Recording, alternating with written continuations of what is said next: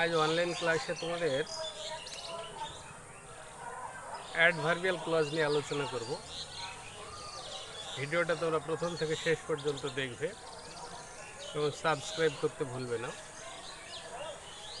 তাহলে আমরা এসব শুরু করি অ্যাডভার্ব ক্লজ সম্পর্কে।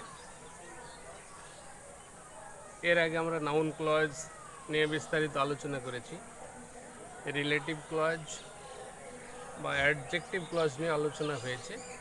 আজ আমাদের আলোচ্য বিষয় অ্যাডভার্বিয়াল ক্লজ। তো অ্যাডভার্বিয়াল ক্লজ জাস্ট অ্যাডভার্বের মতোই কাজ করে, ঠিক আছে। Adverbial clause generally does the work of an adverb in a sentence.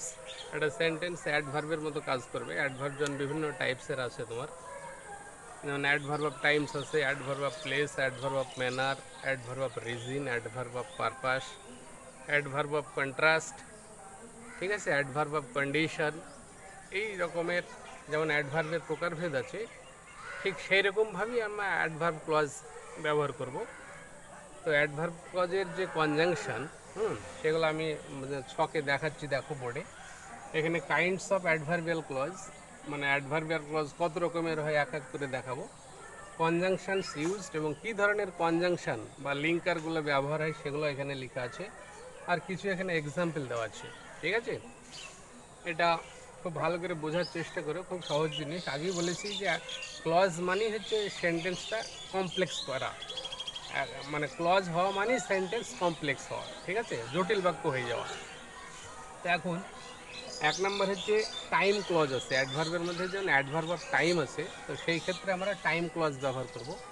Time ক্লজের ক্ষেত্রে যে লিঙ্কারগুলো ইউজ হয়, হোয়েন আছে, বিফোর আছে, আফটার আছে, হোয়াইল, আনটিল, সিন্স, এইগুলো তোমার মানে টাইম ক্লজের ক্ষেত্রে অ্যাডভার্বিয়াল ক্লজের টাইম বোঝাতে এগুলো ব্যবহার করব। এক্সাম্পল দেওয়া আছে এখানে, দেখো যে I had been working when he came. এখানে দুটো sentence, I had been working একটা, আর একটা হচ্ছে হি কেম, সে এসেছিল। এই দুটো সেন্টেন্স কানেক্ট হচ্ছে তোমার হোয়েন দ্বারা। তাহলে I had been working when he came, আমি কাজ করছিলাম যখন সে এসেছিল। তাহলে এটা তোমার অ্যাডভার্বিয়াল ক্লজ, এটা কমপ্লেক্স সেন্টেন্স এগুলো, ঠিক আছে, অ্যাডভার্ব অফ টাইম সেন্সে। বিফোর আছে তোমার, যেমন he wants to see you before he dies, মানে সে মৃত্যুর আগে তোমাকে দেখা করতে চায় বা দেখতে চায় আর কি। He wants to see you before he dies, before হলো এখানে।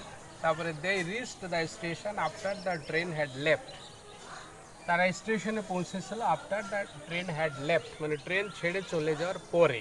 তাহলে আফটার হলো এখানে। She looks after the house while her mother goes out, তার মা যখন বাইরে চলে যায় তখন সে বাড়ি দেখাশোনা করে। তাহলে হোয়াইল, এই হোয়াইলটা হচ্ছে তোমার এখানে লিঙ্কার বা কনজাংশন।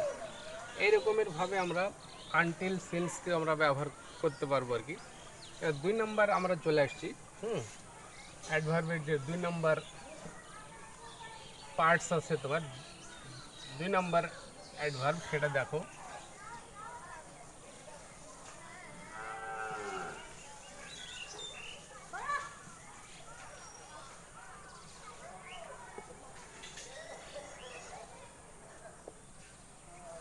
2 নম্বর হচ্ছে তোমার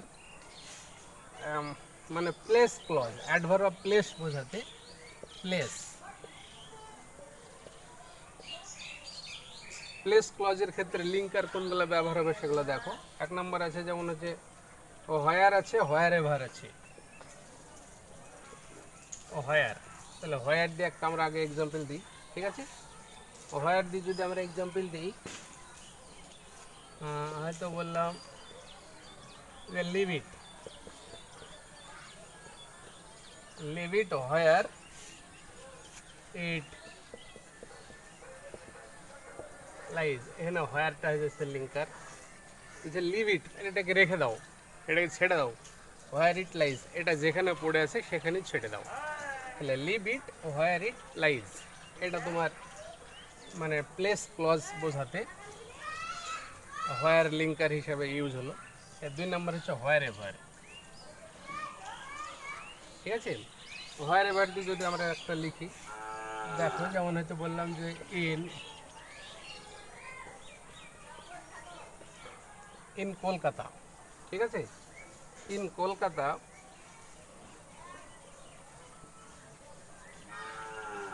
wherever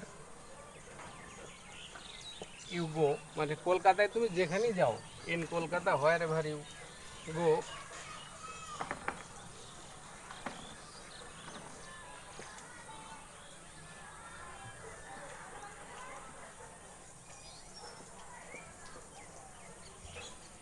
you come across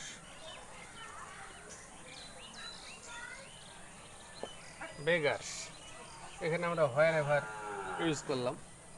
তাহলে এখানে দেখো wherever,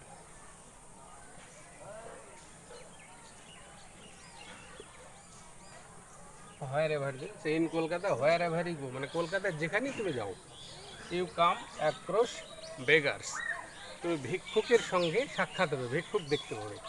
তাহলে এখানে প্লেস ক্লজ হচ্ছে আমরা এই হোয়ার এবং হোয়ার এভার ব্যবহার করি। আচ্ছা, এবার 2 নম্বর দেখো কন্ডিশনাল ক্লজ। 3 নম্বর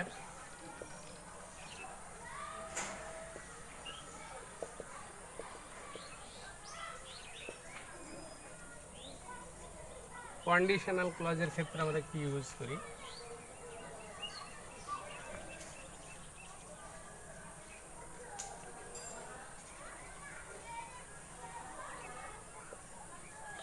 কন্ডিশনাল মানে একটা শর্ত বোঝাবে, কন্ডিশন শর্ত বোঝাবে, ঠিক আছে। কন্ডিশনাল সেন্টেন্সের ক্ষেত্রে তোমার আছে ইফ আছে, ইফ ইফ একটা আছে, মানে ইফ এক্সাম্পল হয়তো একটা ইফ দিয়ে দিচ্ছি, if your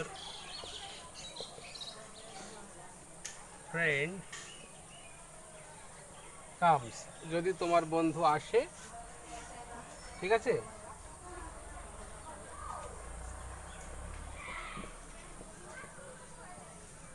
ask him to wait, এখানে ইফ দিয়ে আমরা যুক্ত করলাম। ইফ ইউর ফ্রেন্ড কামস, যদি তোমার বন্ধু আসে, ask him to wait, তাকে অপেক্ষা করতে বলো। যদি তোমার বন্ধু আসে তাহলে তাকে অপেক্ষা করতে বলো। 2 নম্বর এক্সাম্পল দেখো, ইফ দিয়ে যদি আমরা লিখি if it Reigns, if it Reigns, যদি বৃষ্টি হয়, ঠিক আছে, যদি বৃষ্টি হয়, I will not go out, যদি বৃষ্টি হয় তাহলে আমি বাইরে যাব না। তাহলে এখানে একটা শর্ত কন্ডিশন বোঝাচ্ছি, ঠিক আছে। এইরকম শর্ত সাপেক্ষে তোমার এই কন্ডিশনাল ক্লজ হয়, ঠিক আছে। আরও আছে এক্সাম্পল দেখো, যেমন আছে তোমার আনলেস আছে,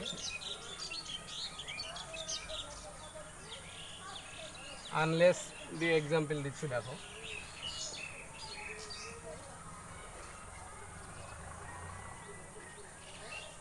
এই একটা এক্সাম্পল দিচ্ছি যে এ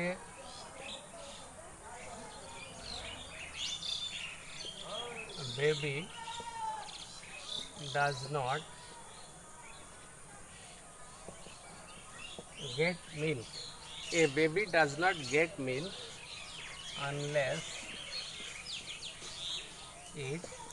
unless it cries for it,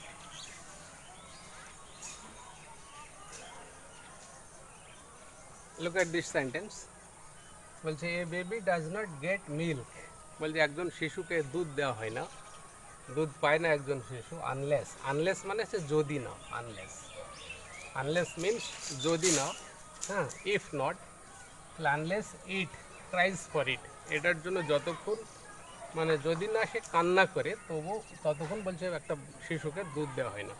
তাহলে এরকম একটা শর্ত বোঝাচ্ছি, কন্ডিশন, এগুলো আমরা কন্ডিশনাল সেন্সে ব্যবহার করি, ঠিক আছে। আচ্ছা, এবার দেখো 4 নাম্বার হচ্ছে পারপাস ক্লজ আছে। পারপাস উদ্দেশ্য বোঝাবে এখানে,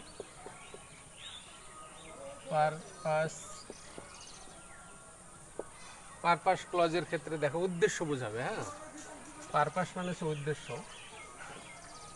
এক্সাম্পল দিচ্ছি, পারপাসের ক্ষেত্রে যেমন ধরো এক্সাম্পল হচ্ছে তোমার, যেমন হচ্ছে in order that, in order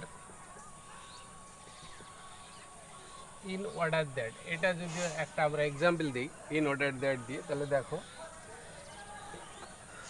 বলছে মাই সিস্টার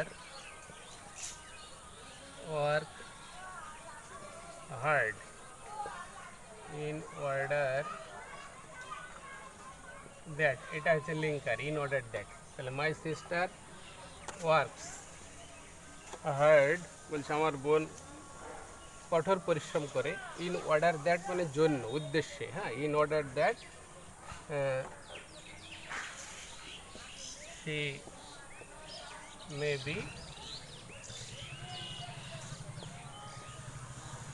সাকসেসফুল, মানে সে মানে সাকসেসফুল যেন হতে পারে, বা সাকসেসফুল হওয়ার উদ্দেশ্যে, সফল হওয়ার উদ্দেশ্যে আমার বোন কঠোর পরিশ্রম করে।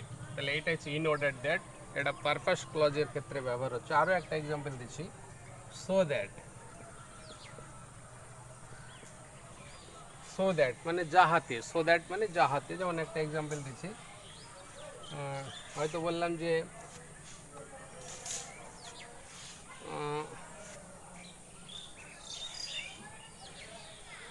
he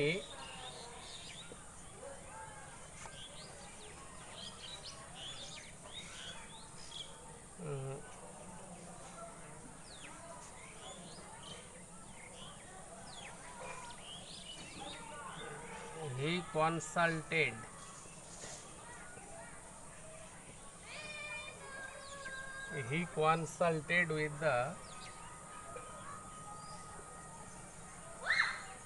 doctor, সে ডাক্তারের সঙ্গে পরামর্শ করেছিল, he consulted with the doctor so that মানে যাহাতে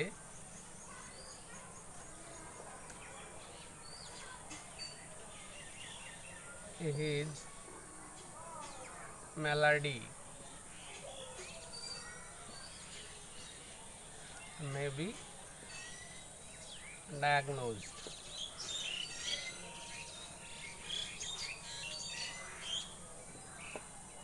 এখানে সো দ্যাট আমরা ইউজ করলাম।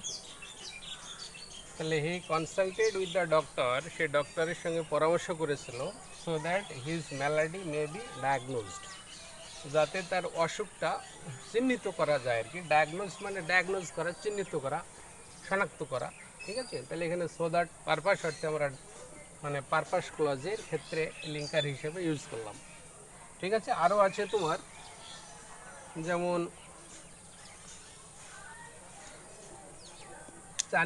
5 নম্বর দেখো এবার,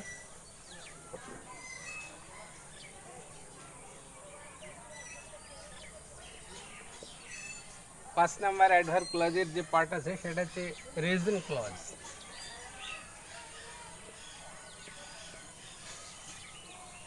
রিজন মানে কারণ বোঝাবে এখানে। রিজন ক্লজের ক্ষেত্রে দেখো, যেমন একটা বিকজ আছে, বিকজ দিয়ে একটা এক্সাম্পল দিই।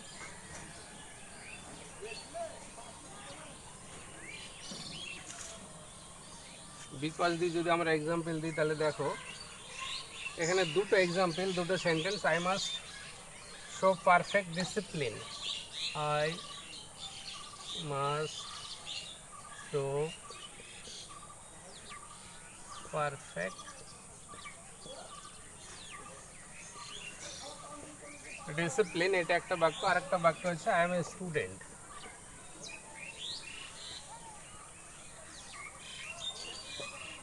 এই দুটো বাক্য ধরো, এটা 1 নম্বর বাক্য, এটা হচ্ছে 2 নম্বর বাক্য।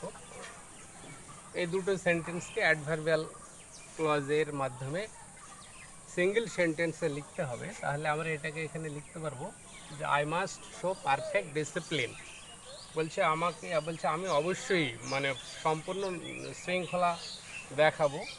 আই এম এ স্টুডেন্ট, আমি একজন ছাত্র। তাহলে এখানে এটাকে আমরা যদি বিকজ দিয়ে লিখি, তাহলে I must show perfect discipline, এখানে বিকজ কারণ আই এম এ স্টুডেন্ট।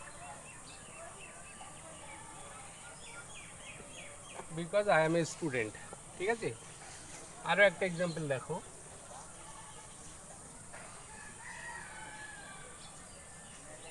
এখানে বিকজ দিয়ে একটা হলে, এবার একটা আমরা দেখাচ্ছি তোমার অ্যাজ। অ্যাজ দিয়ে আছে, ঠিক আছে। অ্যাজ দিয়ে কীভাবে হয় দেখো। হয়তো বললাম যে as he is, as he is young, comma as he is young, যেহেতু সে তরুণ, ইয়ং, সেহেতু বলছে যে হি is always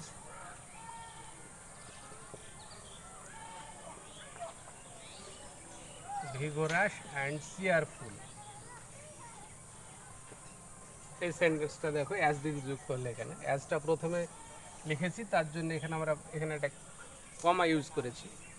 as he is young, যেহেতু সে তরুণ, young, he is always vigorous and cheerful, সে সর্বদাই প্রাণবন্ত এবং খুবই প্রসন্ন, হাসি খুশি। তাহলে এখানে আমাদের অ্যাজ দ্বারা যুক্ত হচ্ছে, ঠিক আছে। আরও আছে তোমার সিন্স, একটা দিয়ে দেখাচ্ছি। সিন্স, সিন্স দিয়ে কীরকম হয় দেখো, মানে প্রেজেন্ট ক্লজ। এখানে হয়তো একটা বললাম I did not ask for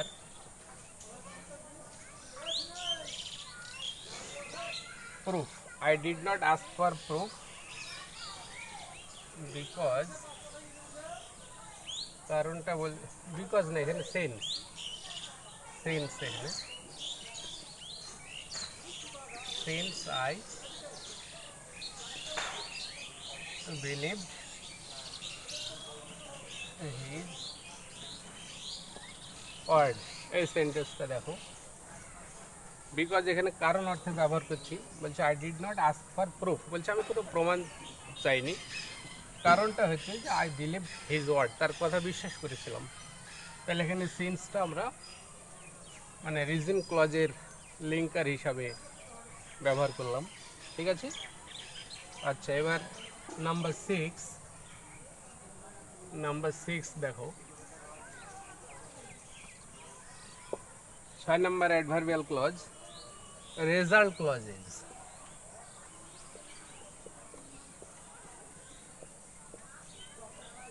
result মানে ফলাফল বোঝাবে, রেজাল্ট। এর এক্সাম্পল দিচ্ছি।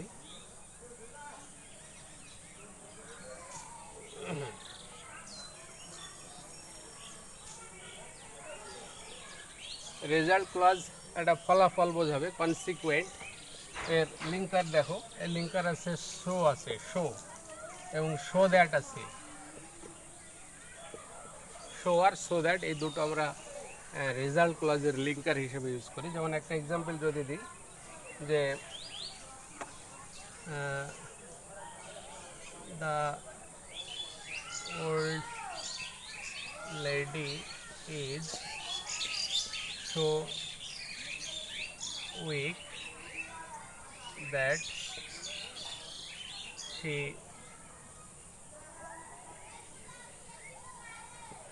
cannot walk। এখানে শো ডট ডট আমরা একটু ব্যবহার করে, শুধু এইরকম, মানে লিঙ্কারটা এরকম হয়, শো ডট ডট দ্যাট, ঠিক আছে। তাহলে এই যে শো ইউজ করলাম, আবার এখানে দ্যাট, মাঝে একটা কিছু বসবে। তাহলে the old lady is so weak, মানে বৃদ্ধা মহিলাটি এত দুর্বল, দ্যাট শি ক্যান্ট ওয়াক, সে হাঁটতেই পারে না। তাহলে এটা কমপ্লেক্স সেন্টেন্স হলো, অ্যাডভার্বিয়াল ক্লজ মানে রেজাল্ট ক্লজ অর্থে, ঠিক আছে। মানে শো ডট দ্যাট ইউজ করলাম। এবার আমরা শো দিই যদি একটা দেখা এক্সাম্পল দেখো, তাহলে কি হয়। দি climate of this place is, the climate of this place is dry. বলছে এই জায়গাটার যে ক্লাইমেট, জলবায়ু, সেটা হচ্ছে একটু ড্রাই বলছে। হ্যাঁ, the climate of this place is dry, ঠিক আছে। So agriculture is not, so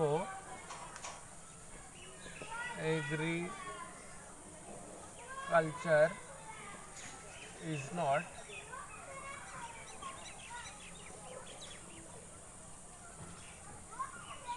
So agriculture is not possible here. তাহলে the climate of this place is dry. So agriculture is not possible here. এটাও তোমার result clause অর্থে ব্যবহার হচ্ছে। এবার 7 নম্বর দেখো, 7 নম্বর অ্যাডভার্বিয়াল ক্লজ কি আছে? কন্ট্রাস্টিং ক্লজ বা adverb of contrast. Adverb of contrast একটা বৈপরীত্য ভাব থাকবে, হ্যাঁ, একটা বিপরীত বিপরীত একটা অর্থ থাকবে। এরকম এক্সাম্পল দিলে ক্লিয়ার হবে আশা করি।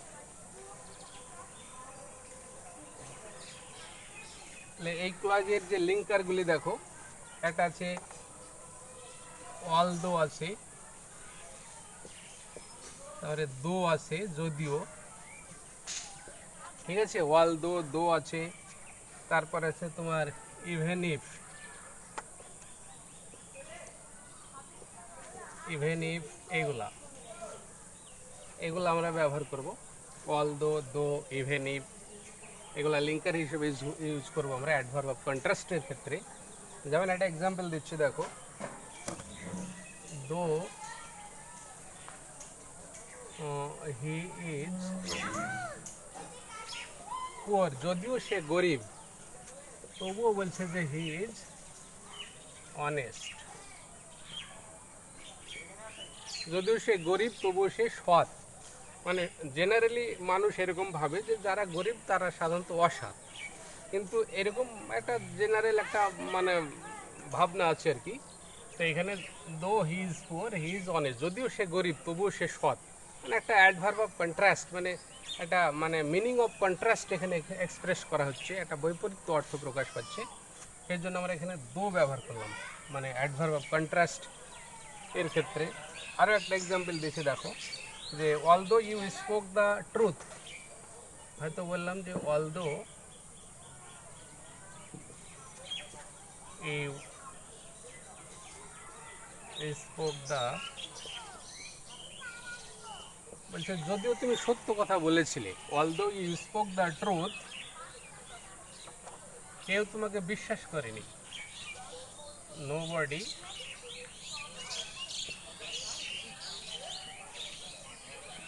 বিলিভড ইউ, বলছে যদিও তুমি সত্য বলেছিলে কেউ তোমাকে বিশ্বাস করেনি।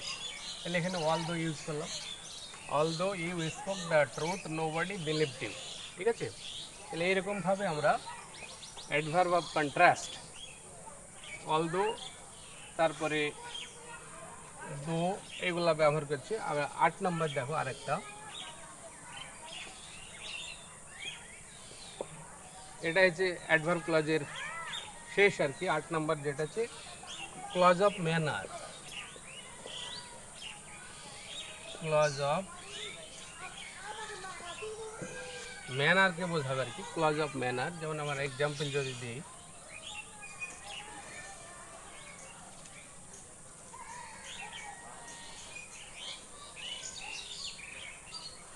ক্লজ অফ ম্যানাজের ক্ষেত্রে দেখো অ্যাজ আছে, লাইক আছে, অ্যাজ আছে, লাইক আছে তোমার, তারপরে দি ওয়ে আছে, যেভাবে, দি ওয়ে মানে যেভাবে, লাইক মানে মতো, অ্যাজ। তাহলে এগুলো আমরা ক্লজ অফ ম্যানার অর্থে লিঙ্কার হিসেবে ব্যবহার করবো, অ্যাজ, লাইক এবং দি ওয়ে। আর এক্সাম্পল যদি আমরা দিই তাহলে দেখো,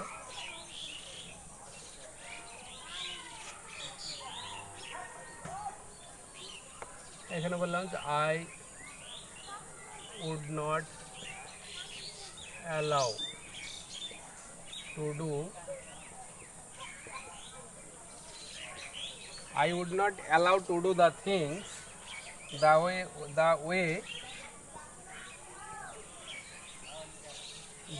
এটা হচ্ছে linker, the way you have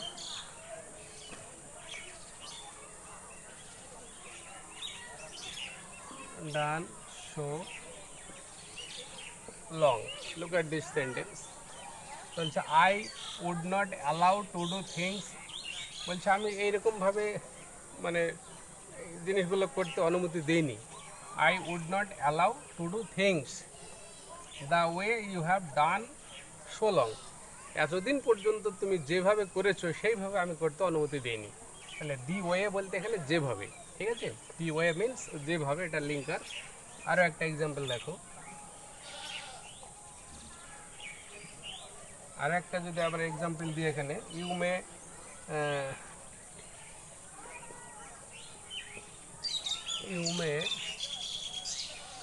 treat him the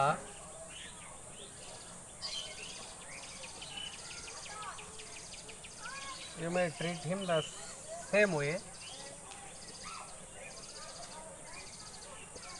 as he has treated you.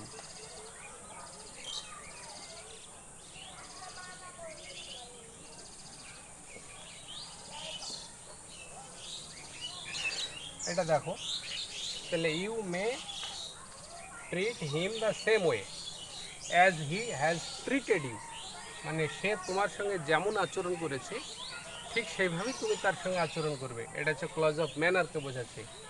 The way এখানে অ্যাজ ব্যবহার করলাম, ঠিক আছে, as, the way the same way, আর এখানে অ্যাজটা হচ্ছে এখানে লিঙ্কার, ঠিক আছে।